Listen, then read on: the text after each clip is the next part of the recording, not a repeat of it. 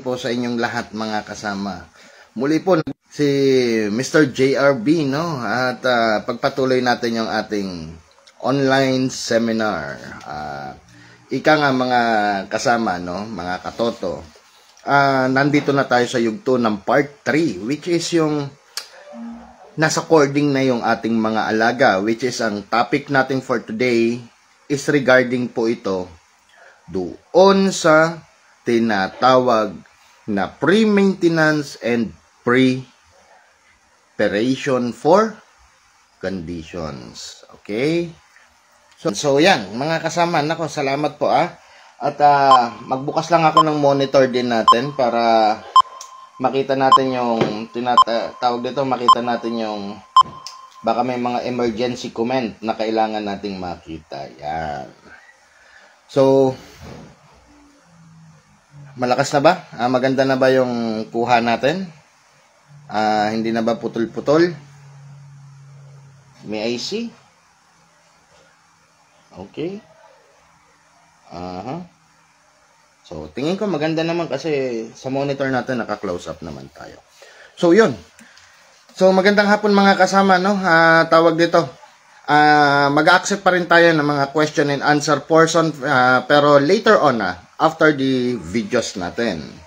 And then, so mga kasama, balik na tayo dito sa ating main goal and topic. Ang main goal and topic natin for today is part 3, which is pertaining to pre-maintenance and then preconditions. Okay? So, ito, alam ko, marami sa inyo rito ang inaantay to, no? Alam ko maraming nag-aantay na ito sa atin, mga kasama. Kasi nga, sabi nga natin mga kasama, no, na marami ritong naguguluhan. Pero, ang perspective ko mga kasama, at yung babaybayin ko sa inyong topic, no, is according sa ginagawa ko, standards ko. So, doon mga kasama, galing doon sa babaybayin ko sa inyo, doon nyo i-analisa kung ano naman yung pwede nyong i-adapt para sa inyo. Kasi, mahirap kasi mga kasama na idikdik ko sa inyo yung mga standards ko, no? I-share ko lang. Kasi, unang-una, iba ang pangangailangan ninyo, iba ang pangangailangan ko. Kasi, nakabase lahat yan sa aktual na senaryo ng alaga.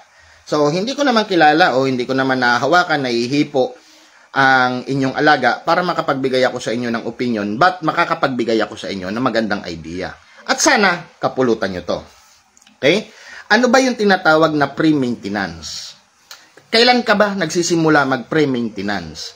Sa akin kasi mga kasama, ang perspective ko sa pre-maintenance, ito yung umpisa na kailangan magpondo tayo. No? Magpondo tayo sa ating mga alaga. So, ito mga kasama, ginagawa ko to sa edad na 6 na buwan hanggang 7 buwan nila, no? Nandiyan yan. So, nandiyan yung tamang komputasyon ng aking binibigay na dietary para mabigyan ko ng magandang sibol yung kanilang katawan. Mapabuka ko na sila ng tama. And then, syempre, mga panahon na yan, mga kasama, ilan dyan o karamihan dyan, nagsisimula ng magtapang. So, hindi ho namin yan sinasaldak ng sinasaldak, no? Pakahig lang ng pakahig ang ginagawa dyan. Pakahig, palakad, pakahig, palakad, saka pasampi-sampi lang muna. Kasi unang-una mga kasama, kailangan mabuo muna natin yung kanilang, kanilang loob, no? Yung tapang nila, mapabuo pa natin. So, sa ganung pamamaraan mga kasama, no? Pinabubuo natin. Ngayon, number 1 kasing problema ng karamihan, no, sa atin, ang tanong, boss, paano ko matatanggal yung giri? Ngayon mga kasama, sabi ko nga sa inyo, ako naniniwala kasi ko, no, para sa akin, kasi maraming nagsasabi na hindi daw natuturuan ng alaga natin kasi nasa kanilang dugo yan. Ang sa akin mga kasama, kung nasa dugo yan man o kung ano man yan, karamihan ng abyan mga kasama, gumagamit po ng pangsarili nilang yan. Bakit ko nasabi yan mga kasama na gumagamit sila ng pangsariling ganyan?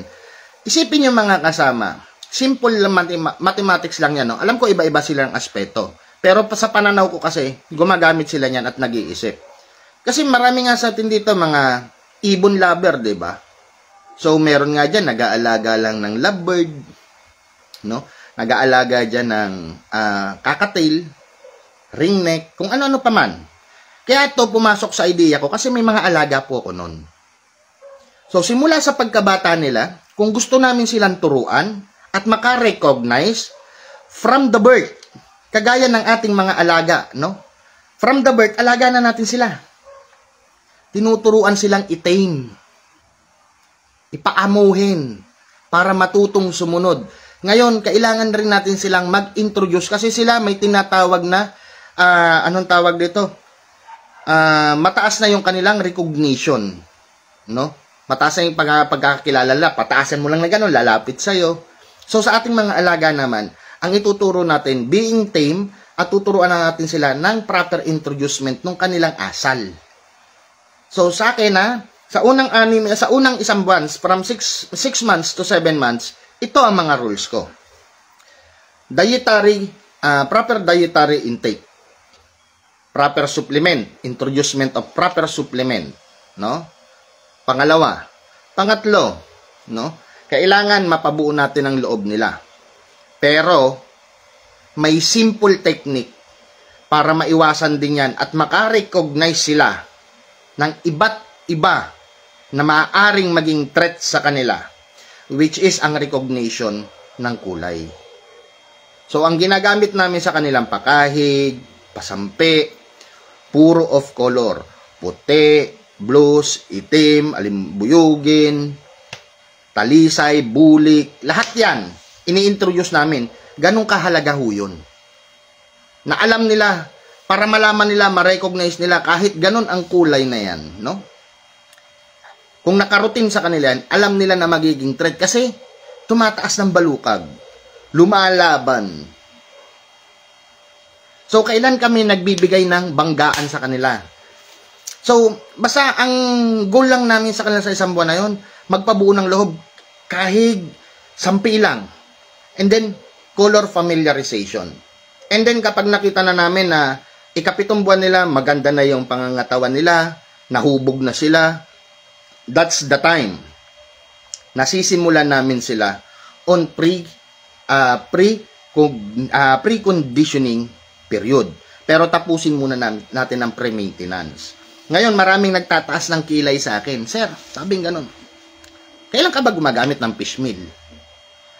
Ang fish meal sa aking mga kasama, dahil high protein value sila, itong unang buwan na to, lahat ng candidates na yan, na kailangan kong i-expand, palakihin ang kanilang mga pangangatawan at bigyan ng magandang development ng muscle, diyan po ako gumagamit.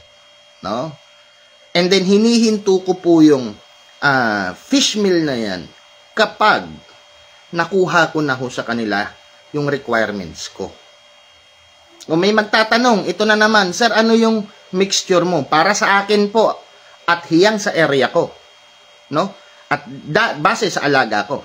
Ang mixture ko po, mga kasama, is 60% grain, 20% corn, 20% fish meal. Yan ang ginagamit ko. O, yan wala na ako itatago sa inyo. So, wala na sanang magtanong kung ano yung mixture ko. Ngayon, pag okay na, no? At okay na talaga para sa akin at may recognition na sila sa iba't ibang kulay, no? Ibig sabihin, familiar na sila.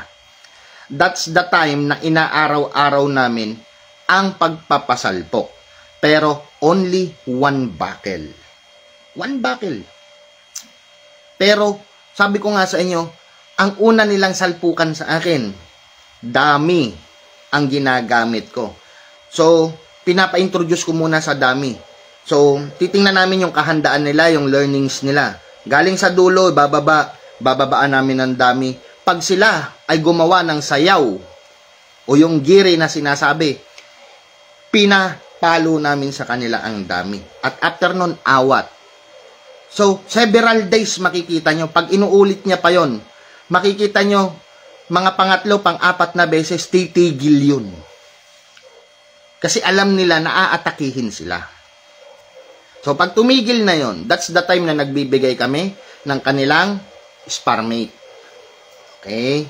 So, sa sparmate namin, diyan mga kasama, ang exercise nila, umaga, maagang maaga, kasi sabi ko nga, sipag lang ng mga tauhan yan, doon ang susi eh. Alas 3 ng madaling araw sa amin, maingay na ho. Kasi makikita mo, talagang sinatsagaan nila yan. Pagka banggaan yan, pagbagsak niyan, aawat yan, tinutulak na kagad ang isa. Sabay, tama na. Tama na yun. Then sa hapon uli, no, especially gabi. Gabi kami nagpapabangga. Pagdating ng alas 8 niyan, maingay pa yan hanggang alas 11. Kasi sinasanay na rin sila sa ilaw, saka yung bangga. O, isang bangga uli, tama na. Araw-araw ho yun. So sasabihin ninyo, sir, hindi ba mag-muscle bound? Paano magma-muscle bound? Ipitik lang yon. Sinasanay lang sila sa pagpasok. Pero, during during Sunday, sa kanilang fasting time, diyan, maghapon, wala kaming ibang gagawin, kundi iset sila ng iset. Heavy spar sila.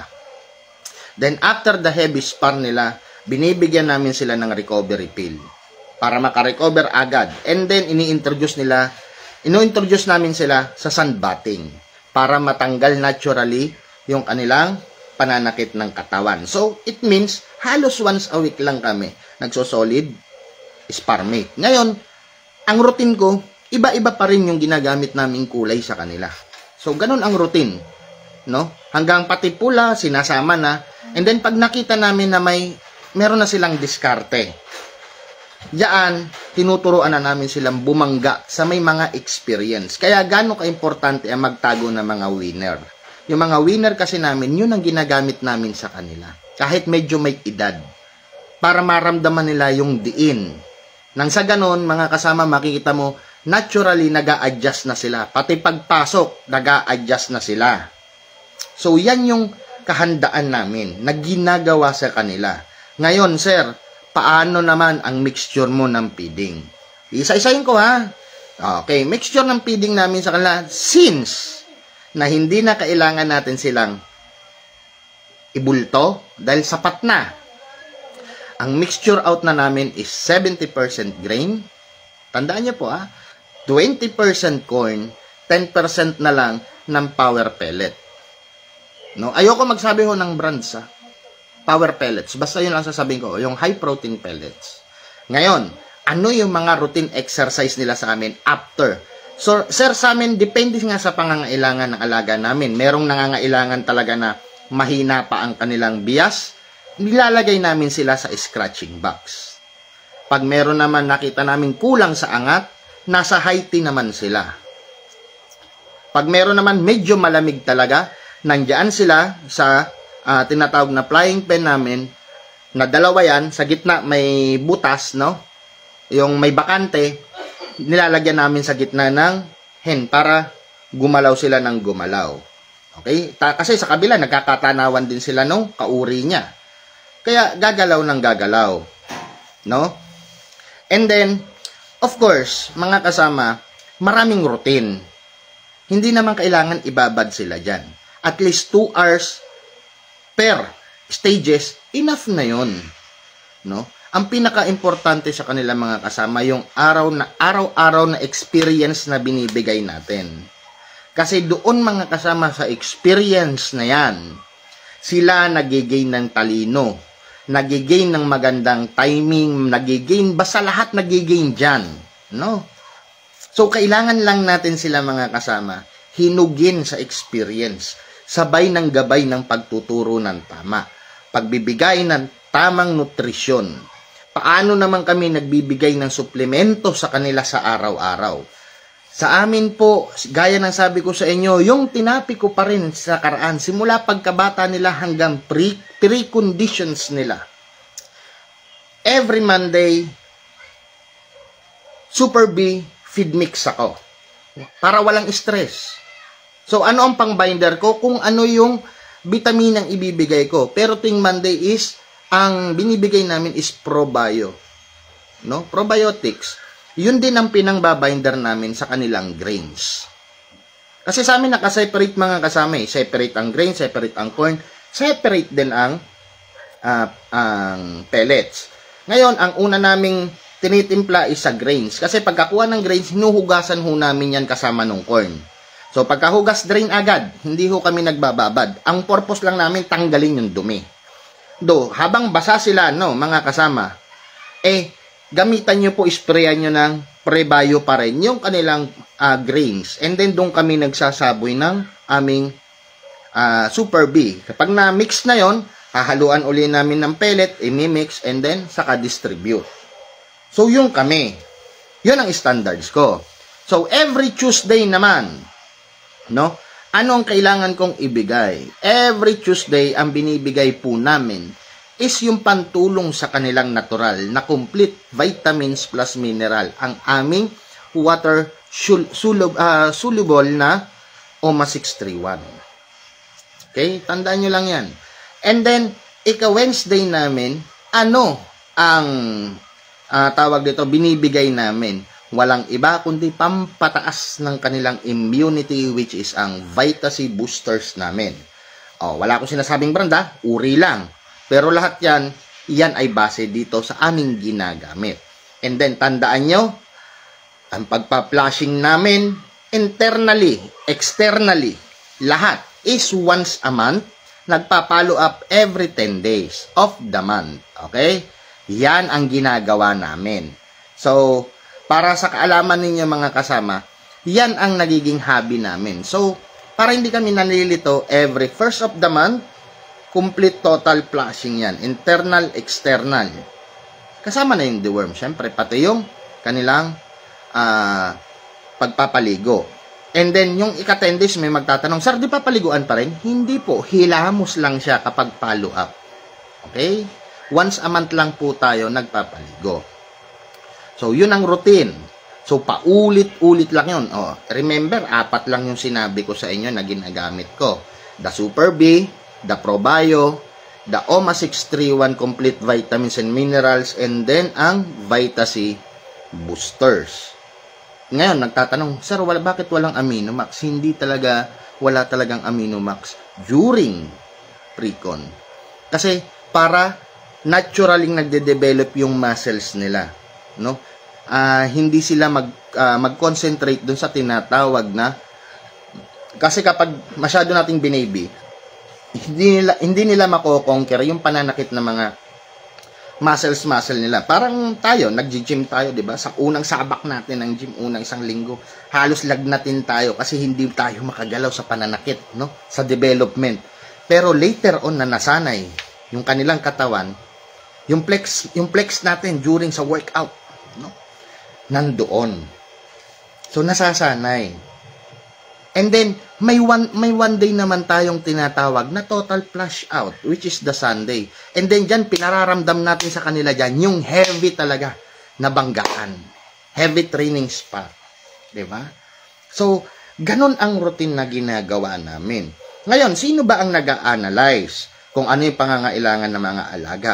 Mga kasama, walang ibang sasagot niyan kundi kayo. By recording. Makikita nyo sa igagalaw ng alaga nyo. Kulang siya sa alertness, kulang siya sa angat, kulang siya ng follow-up. Anong gagawin mo?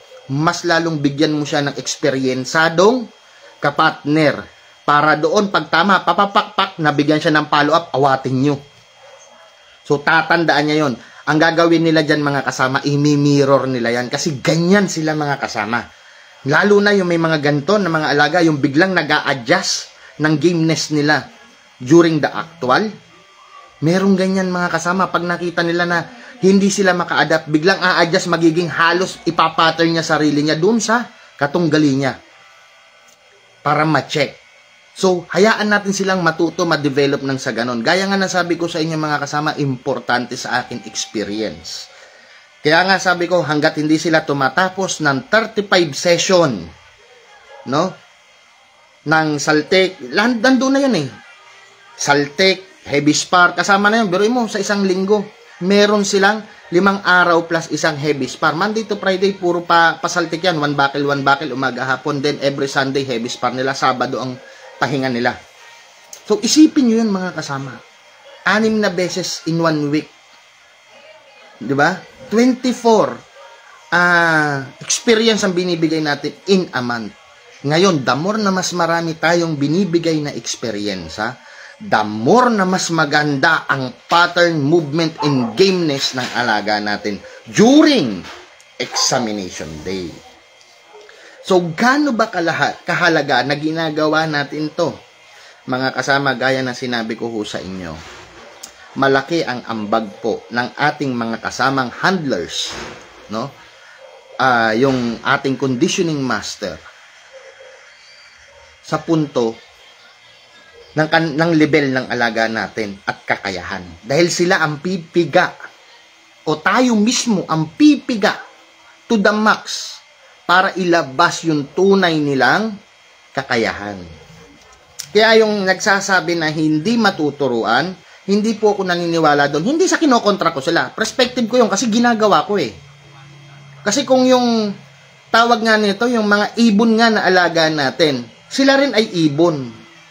Kung yung mga alaga natin from the baby, inaruga natin, nagkakaroon ng recall. Alam niyo yung recall? Natuturuan nga natin silang mag-pre-flight eh. Yung lumipad sa labas and then pipituhan mo lang, marirecall ka, babalik sa'yo. Kasi nga may pattern tayong ginagawa. Ngayon, ituring din natin silang ibon. Kasi yun naman talaga sila, ibon naman talaga sila. Kaya lang, ibang recall ang binibigay natin sa kanila. Experience ang binibigay nating recall. Ngayon, kung mali ako, siguro pwede silang magtanong sa ibang mga avian experts kung paano nagkakaroon ng recall ang mga ibon. No? So, pare-parehas yan, ibon. Pare-parehas yan, may utak na ginagamit para kumilos ang katawan nila, makapag-isip sila ng tama. Alam kong nasa dugo ang galing. Tandaan nyo mga kasama, nasa dugo ang galing. Pero ang experience, wala. Tayo magbibigay ng experience sa kanila. Kaya sasabihin kong part tama yun nagsasabi na ang gameness nila, ang galing nila ay nasa linyada. Which is totoo. Nandoon yung galing nila. Pero without the help of experience, hindi madedevelop yung galing na yon. Ngayon, sinabi ko nga before, parang eskwelahan lang yan. Nag-enroll 100 elementarya o kindergarten na lang. Pero out of 100 na yan, 10% dyan mapupunta sa top section. Because may smartness na sila. Yun yung sinasabing natural talent. Ganyan din sa alaga. Meron at meron talagang lalabas dyan na talagang wala ka nang masasabi. Yun yung sinasabing aces. Para sa akin. Yun kasi, nakahiwalay na yun. Kasi, yun kadalasan ang ginagamit ko. At, talagang konting pukpok na lang sa kanila sa training. Dinedevelop na lang sila. Pero yung iba pang magde-develop during pre-con, nagiging candidate po yun. Pag sinabing okay na to, graduate na to, lilipat na sila dun sa kabilang area, which is the conditioning. So, hindi pa natin topic yun. Sa part 4 pa yun. Ngayon, sino-shortcut ko po lahat ito. Kasi po, gaya ng sabi ko sa inyo, wala na kayong maririnig sa bibig ko na papaikot-ikutin ko pa kasi. Papaikot-ikutin ko pa kayo. No? Kasi yung mga pinagdaanan kong mali at pagkukulang, hindi ko na ho sasabihin dito. Bagkus ang bibig kasing ko sa inyo rito kung saan ako nag-nick. Saan naging okay ang lahat sa akin. Saan gumanda ang percentage of winning ko. At saan gumanda ang mga kilos ng alaga ko. Remember mga kasama, 1 dekada mahigit na nahawak ko yung lacking ko. My own genetic lack.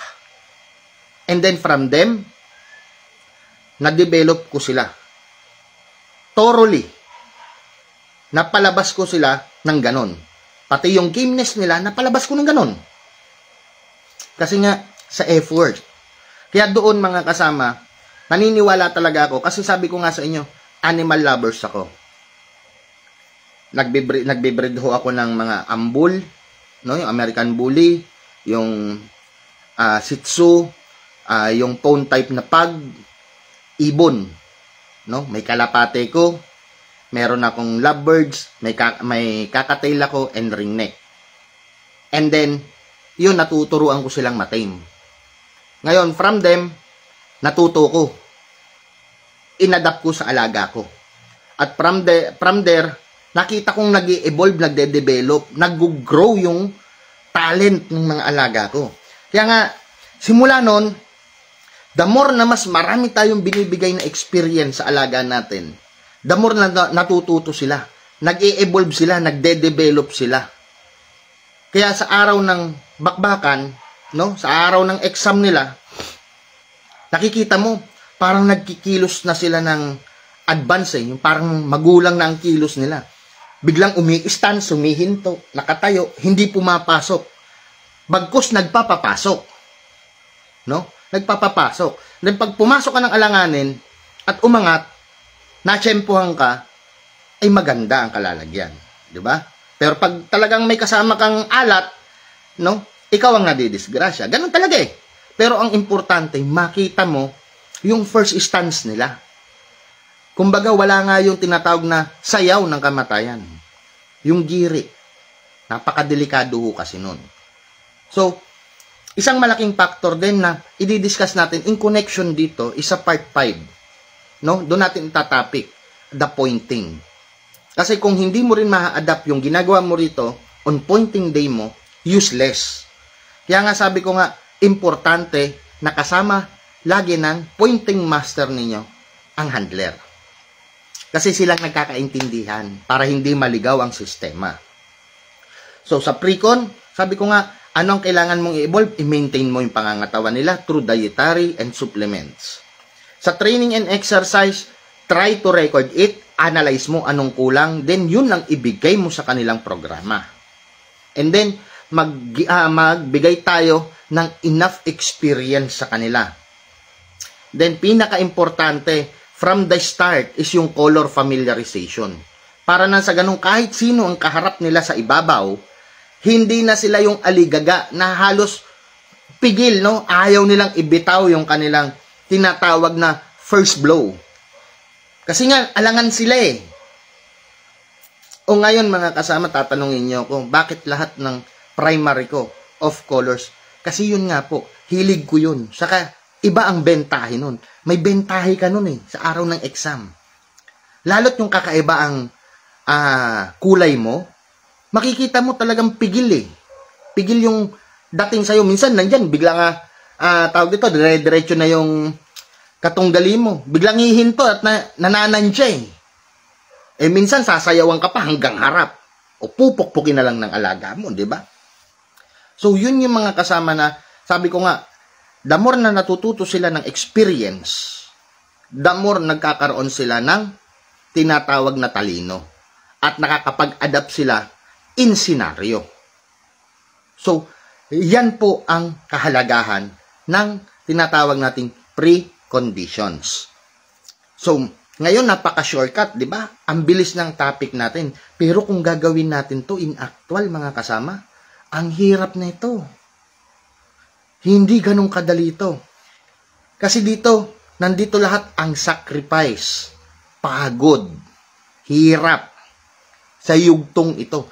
Isipin mo mga kasama, gigising ang mga tao mo, alas 3. Pumupukpok na ng pakilos yan. Then matatapos sila after feeding. Tutulog yan mga yan, nanakaw ng tulog yan, babangon yan ng alas 11. Bakit? Papalitan nila yung mga waterer. Yung mga tubigan nila, tatanggalin yun. Ngayon, papalitan yun, ililipat naman nila yun doon sa punto na hindi nasisikatan ng araw. Hindi nabibilad. Lalagyan nila uli yun. After na naman nila malagyan yun, mga kasama, papahinga uli yung mga tao. After magpahinga nun, gigising ng alas 3 yan mga yan. Bakit? Magpe-prepare na naman para sa feeding nila ng alas 4. After na naman ng feeding nila, magpapatubig yan. Kokontrolin. After makainom lahat yan, tataob lahat ng tubigan yan. Para safety din pagdating ng gabi. No? Hindi siya na, tawag dito, na papaliguan o nabababaran ng palaka. na which is toxic sa ating mga alaga pag nainom uli nila kinaumagahan. So, importante yung pagtaob sa gabi. And then, kikilos na naman yung mga yan, mga kasama. 7:30, nandoon na yan, makikita mo, nag-iipon-ipon na, alas 8, nakapila na lahat nung naka-schedule for exercise. Hihinto na naman yan, mga alas 10, alas 11. After na makahinto yan, mag-aayos ng sarili yan, papahinga na yan, alas 3, gising na naman. Ganun yung routine nila, mga kasama. Isipin nyo yung hirap, bigyan natin ng credit yung mga tao natin. Kasi kung wala yon, wala tayong katulong. Pag wala kaming katulong, hindi namin magagawa yan. At syempre, credit rin sa mga tao ko, kasi marunong silang sumunod. No? Kasi ang kinuha ko talaga, mga kasama na tao, yung wala talagang zero knowledge. Mga nagpasukan sa akin, mga 18 years old, tinuruan ko ng mga destino nila, pina-adapt ko sa kanya kung ano lang yung dapat niyang gawin, kung ano yung dapat kong sabihin, yun lang ang gagawin. So, doon ko sila sinanay. And then, yung mga tao ko na may mga experience na, yun yung mga talagang may mga tinatawag na position hold. O, nandyan yung taga-alalay namin na main handler talaga. Iba rin yung taga-kondisyon. Ang gagawin lang ng taga-kondisyon, siya ang bahalang magbigay ng mga supplement, siya yung bahala doon sa dietary, siya yung nagpa-planning. Siya yung nag-o-observe kung ano yung kailangan. Ang gagawin lang ng handler, ibigay niya yung tamang sinasabi kong experience. No? Experience. Saka syempre, siya yung nagiging katulong kasama ng ating master conditioner. So, yun yung trabaho. Sa gap, wala naman silang problemahin. Sa pagpo-point, wala naman problema dahil ako na yon. Pero kung marami ang mga nagkakasabay-sabay yung pag-oo natin, no? Doon ko pinadadala yung dalawa. Magkakahiwalay. So, kaya sila may basic training din, may experience training na rin sila, alam na rin nila kapag may problema, ganun ka-importante ang telepono. Kaya kami lagi may telepono. Kung iba nga, naaalalayan natin through online, di ba? Sa actual ng exam nila. Tao ko pa kaya. So, ganun yung programa. So, meron din kasi nakahiwalay na may bahala lang sila sa maintenance sa loob, no? So, basta yung mga tao na yan, nakatutok lang doon. Pero yung mga, sabi ko nga sa inyo, yung mga feeder namin, hindi lang yan hanggang feeder. Binibigyan ko sila time to grow. Pinag-aaral ko rin sila ng iba't ibang division. And then, kung sakali na, kasi come and go ang tao natin eh. Totoo lang, come and go. Para kung may umalis sa pwesto, merong nakakaalam na ito, susubukan natin. Kapag qualified siya, angat natin, papasok tayo. Ang lagi kong hinahar, yung pinakamababang pwesto. Kasi lahat sila binibigyan ko ng time mag-grow. So, believe nga ako, may nag-post nga rito eh. Ito, kilala ko rin to. At isa to sa masugid rin nating follower, no? Si Sir Sagun. Binaybay niya ron. Sabi nila, naliliitan ka pa sa 4,000 isang buwan. Samantalang wala kang binabayarang bahay, transpo, pagkain libre, no? Kuryente, tubig, wala kang binabayaran. Ngayon, kung ikaw naman ay mamamasukan, so, sabihin natin, from province ka sa papunta ka Manila, uupa ka ng bahay, babayad ka ng ilaw, tubig, di ba? Pagkain mo araw-araw, transpo mo, ang nagiging natitira sa yung savings, out of sa minimum wager ka, wala, 1,000 may git 1,2, 1,1, tipid na tipid ka na nun. What more yung malinis sa'yo, feeder ka lang. Nakatambay ka most of the time, dahil ang inatupag mo, magpakain lang, at tumulong lang minsan, natitirahan ka ng 4,000, no? So, libre lahat. Di ba? Wala ka nang gagastusin. Wala kang atupagin. Mas malaki pa yung, sa totoo lang, mas malaki pa yung naiipon mo kaysa dun sa mga minimum wager. Akala lang nila, maliit pakinggan. Pero hindi nila alam na maraming benepisyo. No? Marami kasi na hindi mo na dapat gawin kaysa yung mamamasukan ka pa sa iba. Pero, in regardless niya mga kasama, ang punto ko lang dyan, bigyan natin ng pagpapahalaga rin yung mga taong nakabalikat sa atin. Kasi sila ang susi rin natin eh. Kasi kung di ka rin nila susundin at hindi gagawin din yung gusto mong mangyari, wala rin mangyayari. Diba? Kasi yung pag-gather mo ng experience, hindi mo magagawa yan kung walang tiyaga ng tao. Pero minsan nangyayari ho sa amin yan na tao na mismo, sir, baka pwede bukas leave muna kami. Ano yung sinasabing leave? Day off. Pagod na sila. Kaya nga ho mga kasama, Monday to Friday, single spiking ang tawag namin doon. Saturday, pahinga sila. no? Pakain, ano lang sila, pakain lang talaga, monitor eh. Linggo, yan talaga, maghapon yan, bakbakan yan, no?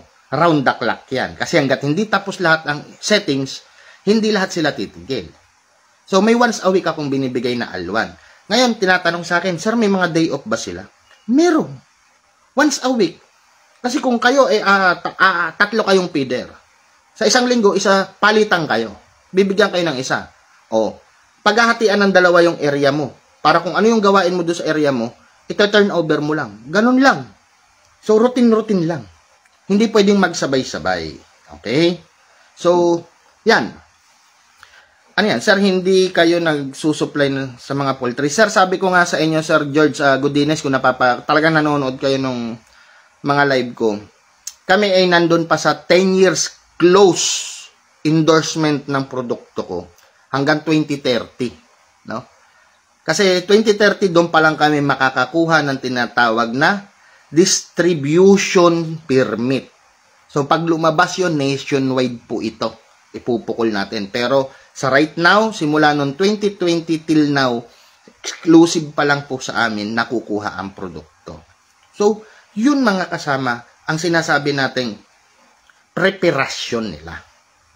So, yung 5 aspeto na yan, tandaan nyo lang yan mga kasama.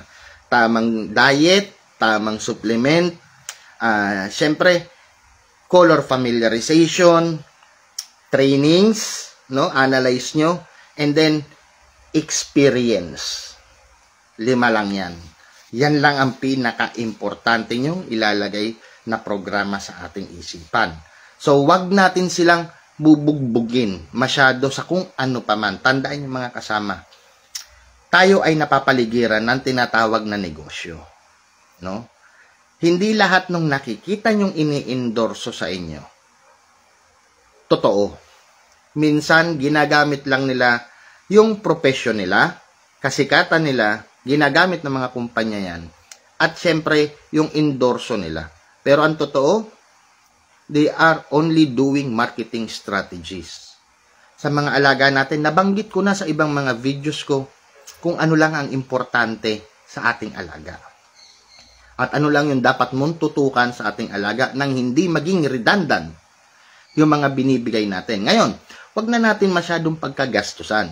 Kasi ang tatanungin nyo, sir, okay lang ba magbigay sa kanila ng mansana? Sir, okay lang ba magbigay ng saging sa kanila? So, yung mga prutas-prutas, okay naman yan. Kung may extra ka. Pero sabi ko nga sa inyo, sila ay uri ng avian o ibon na talagang regular diet meal nila is grains. So, kung sa grains, enough na yung nakukuha nilang nutritions doon. Bakit mo pa kailangan magdagdag ng gastos? Ang ibibigay lang naman yan sa kanila, same vitamins na meron sa grains, at nagpapasok ka lang ng moisture. Bakit hindi mo gawing natural? 'Di ba? So, wala ka pang gastos. Yung iba kaartehan, nagbibigay pa ng yogurt, gatas, avian nga sila eh. Anong silbi niyan? Ang silbi lang sa kanila parang tubig. Kasi lactose intolerant sila. Yan ang totoo. Kaya, wag kayong nagpapaniwala mga kasama, try doing research. No? Try doing research para alam nyo yung good things at bad things. Dalawa lang ho yan lagi. Isang good, isang bad sides. Ngayon, before you make it, o bago nyo gawin yan, analyze nyo, do research kung makakatulong ba to sa alaga ko, hindi. Anong maitutulong na ito? At anong hindi na ito maitutulong? Makakaigi ba to? Makakasama ba to? Laging ganun. Lagi kang may question and answer sa sarili mo before you made final decision na isasama mo to sa routine dietary mo. Ganun lang ho yung aspects natin. And then sa supplement, maging mapanuri kayo. Bumili ka ng mga supplement. Ito, ano ba to? Ano ba content nito? Basahin mo rin yung content ng isa. Tingnan mo kung yung base content nila, paano mo malalaman na base? Yun yung may pinakamalaking percentage doon sa likod ng products nila na Nutri Value. Dandali, titingnan ko kung, hindi, ano kasi to, solution to. Gamot to. Yan. For example, tatakpan ko kasi, ano to bawal to. Sarili ko tong meds. Kagaya niyan, mga kasama. Kikita ba? Nakasulat ang Nutri Value kasi requirements yan. Kapag ang isang produkto na kinukuha nyo, hindi nakasama to, no? Yung Nutri Value, hindi nakalagay, illegal po yun. At in the same time, makikita nyo naman sa tawag dito, yan. Makikita nyo naman din, pati yung weight ng per dose, di ba? Nandito. So, kung ano yung may pinakamalaking percentage dyan, yan yung base. Ngayon, halimbawa, bumili ka ng isa. Kagaya nito, tiningnan mo. Yan. Meron din to. Tingnan mo kung yung parehas na base nila, at parehas sila ng base, no? Iniba lang yung, kasi dito pwede mong baguhin to, pero yung pinaka-base, hindi mo pwedeng baguhin to eh. Kasi inaaprubahan ho ito. Pati yung label ho nito, may approve po ito. No? May license po. Kaya hindi ka basta-basta pwedeng magdikit ho nito. So, yun po yun. May rules tayo. May batas tayo tungkol dito. Kaya lahat yan ina-apply. Kaya ngayon, kung totoo yung nakadikit sa kanila, makikita nyo yung base, no? Yung base formulation, pag parehas yan, ay mag-isip ka na. No? Mag-isip ka na. Sureball yun. Sureball yun. Na parehas ng kumbaga parehas ka ng formulations yan, no? Kasi kapag parehas ng base content, yun kasi yung sinasabi kong magkakaroon kayo ng redundant use of certain vitamins. Ngayon, sabi ko nga, may tinatawag na vitamin toxicity. Yun yung sinasabi ko. Dahil hindi mo binigyan ng time mag-withdraw out ang lahat ng dumi ng ini-intake nila. Kasi ganito kadelikado yan mga kasama, no? Sa avian, lahat ng kinakain, ini-intake nila, almost 20% lang ang nagiging use, no? Yung nagagamit na use ng kanilang katawan. 80% o 70%, sabihin na natin 20 to 30 lang yung na-use nila. Almost 70% going to waste. Kung yan ay mga liquefied waste, mga content waste, yung kanilang liver ang nag-filter. So, yung lahat ng solid waste naman, nilalabas sa dropping. So, kapipilter ni liver, pag nahirapan na po yan, lumalaki. Umi-expand po yan. Ngayon, pag pumunta na doon sa rurok na hindi na makapag-filter out ang kanilang pyesa, ay magugulat ka, biglang nangingitim na lang ho yan, bumabagsak. Yun ang delikado. Kaya makikita nyo yung binibigay at tinuturo ko sa inyo na procedure, laging may lift. May lift sila ng ilang araw para it's time for natural withdrawal. Ngayon, sa conditions naman, pagdating dun sa pinaling paghahanda, binibigyan natin sila ng certain sa kalagitnaan para mag-withdraw out bago tayo magbo-boosting. Kasi may limit yung boosting eh. Pag yun nakuha mo yung boosting na yon, magagamit nila yon sa araw ng exam. After the exam itself, 2 to 3 days habang nagre-resting sila kusang nagwi-withdraw out. Ganon mga kasama ang perspective. So kaya ko to sinasabi sa inyo para kayo mismo ay matuto. Hindi kayo umasa dyan sa mga sinasabing idol ng bayan. No? Kasi sila mga kasama, bayad yan eh. Just try to understand. Lahat ng lumalabas dyan na nagpo-promote, nagsasabi ng program, bayad yan mga kasama. Because of endorsement. Ang kailangan nyo is knowledge. Para hindi kayo maligaw. Kaya yung iba, sir, ang ganda naman ng ginawa ko eh. Sigurado ko eh. Pagpasa sa akin eh. Ay araw-araw iba-iba ang gamot eh. Ay sabi ko, ay nilunod mo na. Tapos some of this, pare-parehas. No?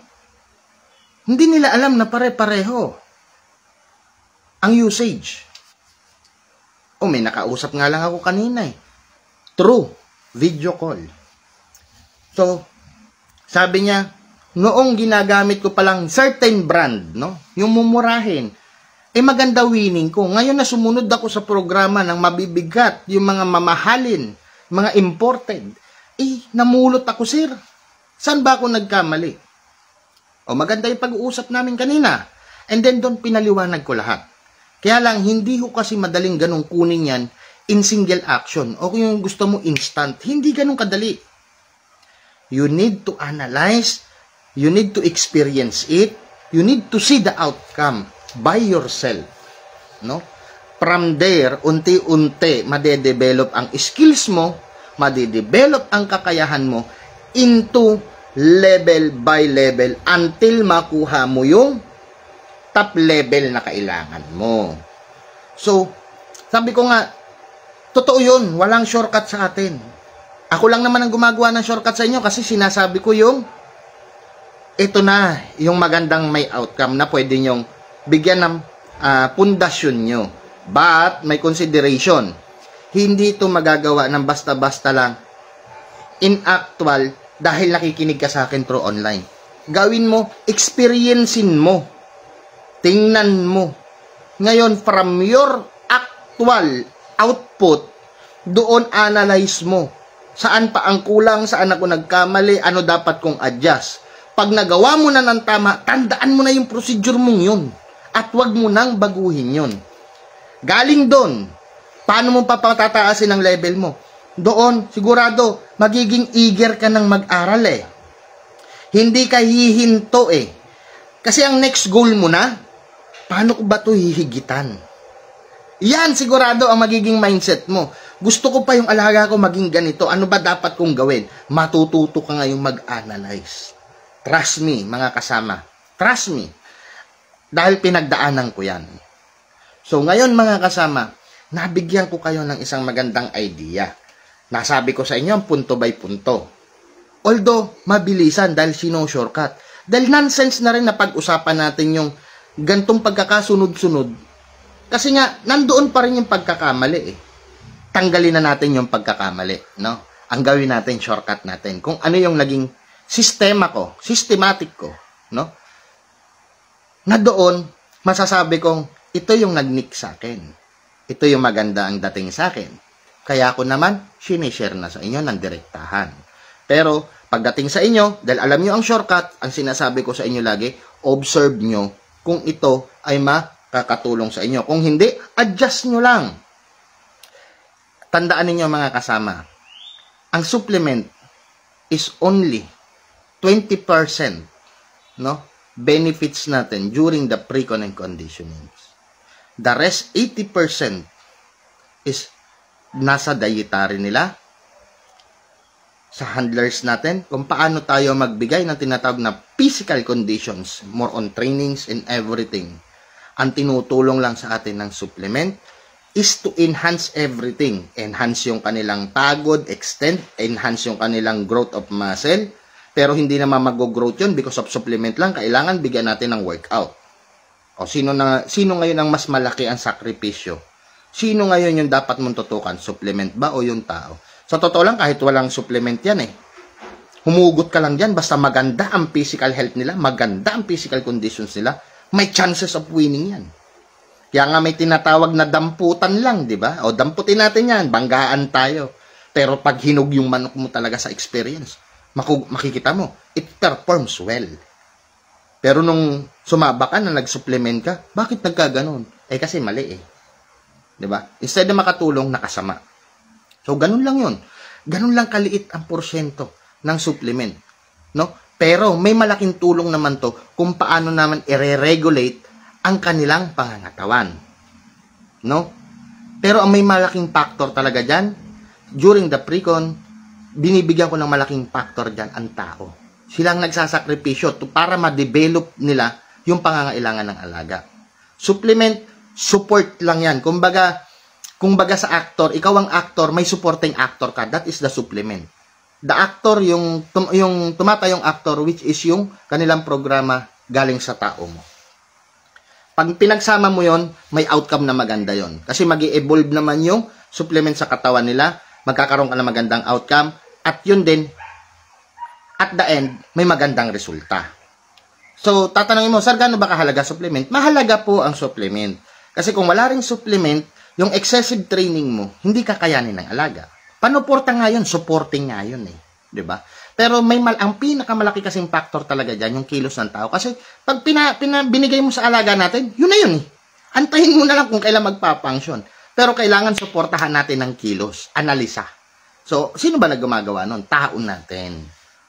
Ngayon, ang isang pinakamalaking factor, magiging walang silbi lahat yan kung hindi mo naman magagawa yung fifth stage natin, the part 5, which is the pointing. Pag sinira mo sila sa araw ng pointing, sira na lahat ng pinaghirapan mo.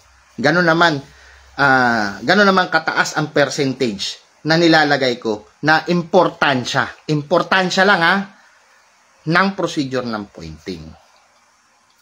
Kasi para sa akin, pagdating ng exam day nila, yung sinabi ko nga, 50% on GAF, nandun nakasalalay eh. 'Di ba? And then, 20% para yan dun sa mga handlers. 10% sa swerte. 30% pala sa handlers, 10% sa swerte, 10% kung didinggin ng panalangin natin. No, kung pagbibigyan tayo ng pagkakataon. So, yun ang para sa akin. Yung para sabihin mo na 100% nasa gapper, parang sinabi mong wala namang karga ang kalaban mo, no? Ay hindi para sa akin hindi realistic 'yun. Yung 80% on gap para sa akin hindi realistic talaga 'yon.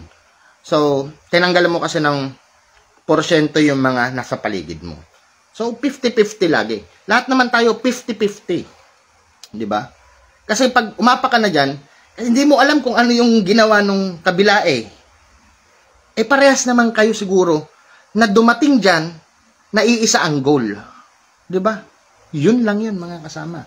So, hopefully, nakatulong po sa inyo yung shortcut details ko para sa pre-maintenance and pre-conditioning. No? Kasi wala namang ibang punto yun kundi yun ang punto nun. Ngayon, uulitin ko ulit sa mga nanonood sa atin. Sir, paano ako mag-a-analyze? Maintindihan nyo po yan, panoorin nyo po yung isang video ko regarding APPE, the APE, no? Pag yun na master mo, madali mo nang intindihin ang bawat sinabi ko. Yung analyze, planning, plotting, and execution, yun lang yun, mga kasama. Oras nga lang yun, uupuan mo lang yun ng oras Tapos mo na yung method na yun. Maniwala ka sa akin. So ngayon, mga kasama, ang part 3 natin ay pinuputol na natin sa oras na ito. At nagtatapos, no? Kaya itong part 3 natin is officially ended and see you on part 4.